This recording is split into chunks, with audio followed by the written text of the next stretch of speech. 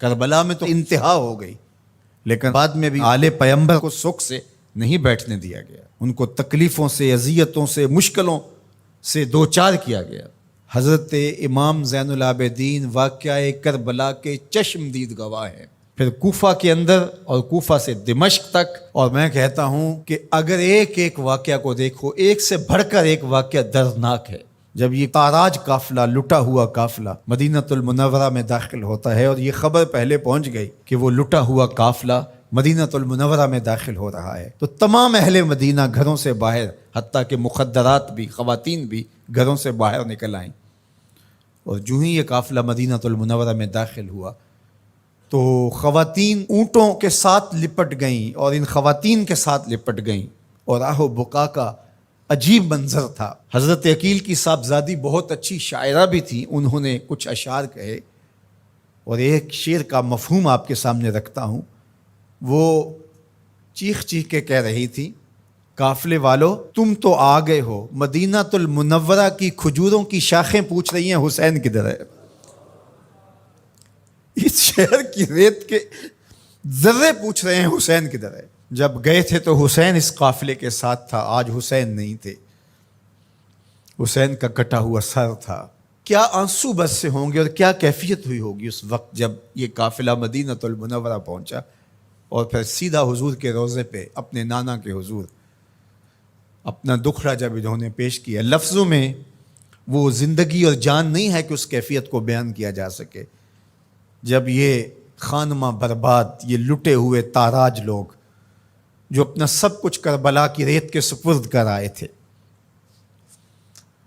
زینب جب گئی تھی تو اس کی گود بھری ہوئی تھی، اب خالی گود سے مدینہ میں داخل ہو رہی۔ اون و محمد قربان ہو چکے ہیں، قاسم شہید ہو چکے ہیں، علی اکبر شہید ہو چکے ہیں،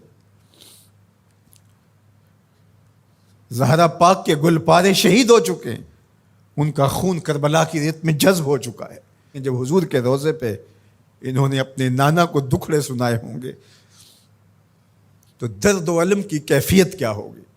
سیدہ زینب کا وہ دکھڑا جو کربلا میں مدینے کی طرف منہ کر کے انہوں نے کہا تھا، یا محمد آہو ھذا حسین بالعرا مزمل بالدما مقطع الاعضاء، یا محمد آہو بناتوں کا سبایا۔ کرد بن قیس کہتا ہے کہ جب یہ شعر کہہ رہی تھی اور جب یہ جملے بول رہی تھی سیدہ زینب سلام اللہ علیہا، تو اس وقت اپنے دشمن بھی رو رہے تھے، لیکن جو استغاثہ حضور کے روضے پہ کھڑے ہو کے زینب نے کیا ہوگا، تاریخ نے وہ بیان نہیں کیا۔ وہ زینب جانتی ہے یا زینب کا نانا جانتا ہے۔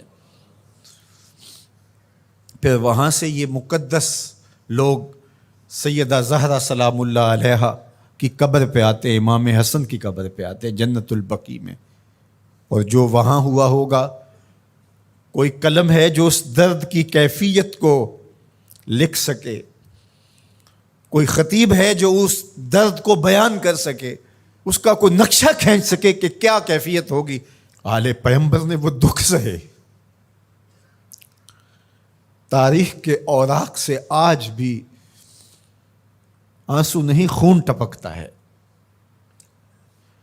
ایسی سفاکیت بھی ہو سکتی ہے، تم نے راستے سے ہٹانا تھا ہٹا لیا، لاشوں پہ گھوڑے بھی دوڑاؤ گے، ہڈیاں بھی توڑو گے، کیا قصور کیا تھا ان گل رخوں نے۔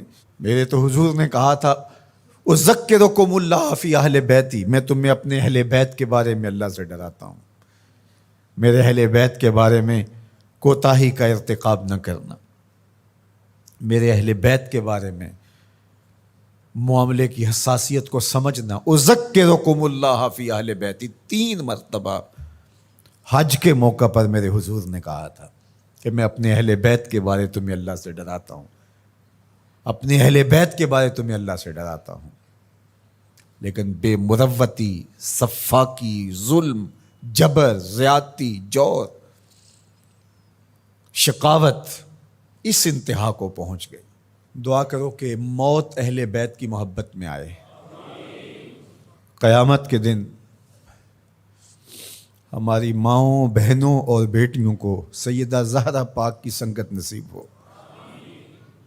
اور ہمیں قافلہ حسینی میں شامل ہونے کی اللہ توفیق دے۔ جوانان جنت کے سردار امام حسین ہیں تو ان سے تو بنا کے رکھنی پڑے گی، پھر جنت تو تبھی نصیب ہوگی۔ جنت کے جوانوں کے سردار ہیں امام حسین رضی اللہ تعالیٰ عنہ، اور ان کی محبت دین قرار پایا، ان کی محبت سکھائی گئی، ان کی محبت کی ترغیب دی گئی۔